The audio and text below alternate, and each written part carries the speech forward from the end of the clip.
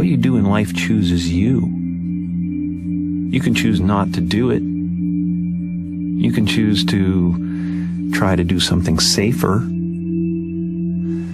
Your vocation chooses you. When I really started painting a lot, I had become so obsessed that there was nowhere to move in my home. Paintings were everywhere. They were becoming a part of the furniture. I was eating on them. I found myself looking around at one point in a really bleak winter in New York, and it was just so depressing, and I think I needed color. It's getting kind of pedestrian to me now, the teal. You know what I'd like to do is just start threading in some purple, into these things.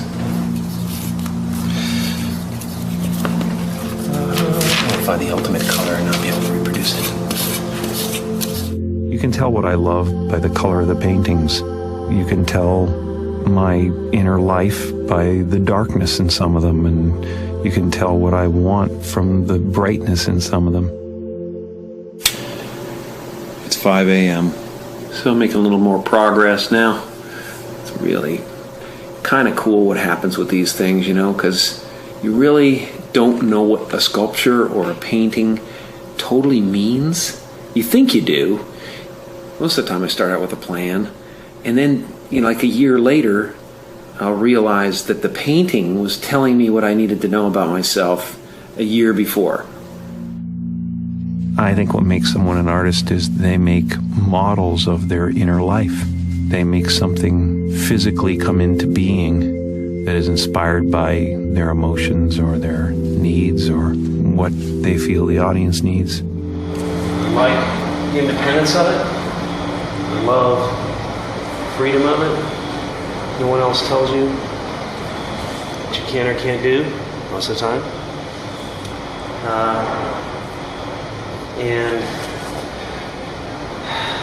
there's an immediacy to it. Art has to be service, it's like you're servicing your subconscious, and at the same time you're doing something that someone's going to relate to, hopefully. When I was a kid, I spent half my time in the living room performing for people. I spent the other half the time in my bedroom by myself, writing poetry and sketching.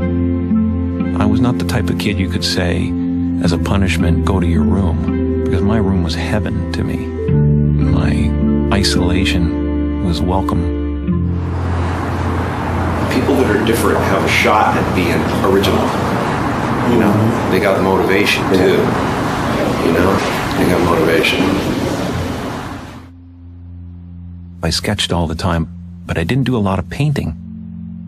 Suddenly, 6 years ago, at a time when I was trying to heal a broken heart, I decided, well, maybe I'll paint.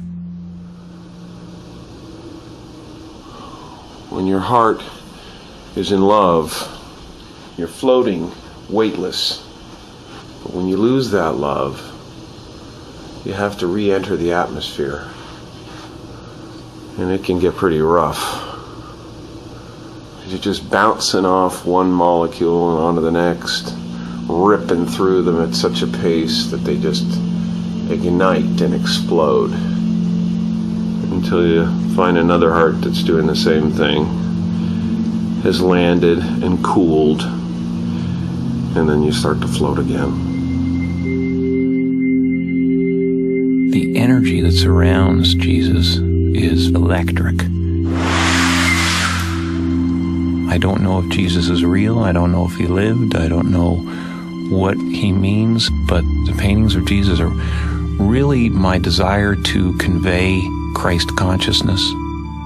I wanted you to have the feeling when you looked in his eyes that he was accepting of who you are. I wanted him to be able to stare at you and heal you from the painting.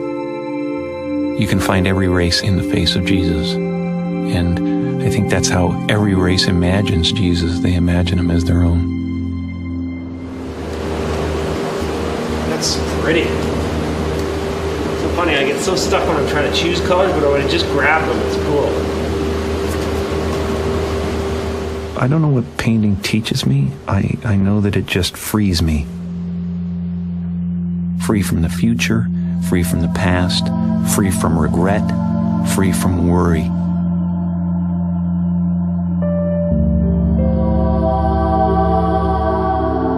Something inside you is always telling a story.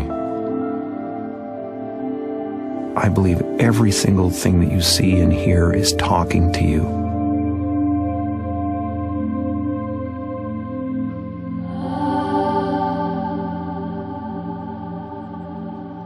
You know, the bottom line with all of this, whether it's performance or it's art or it's sculpture, is love.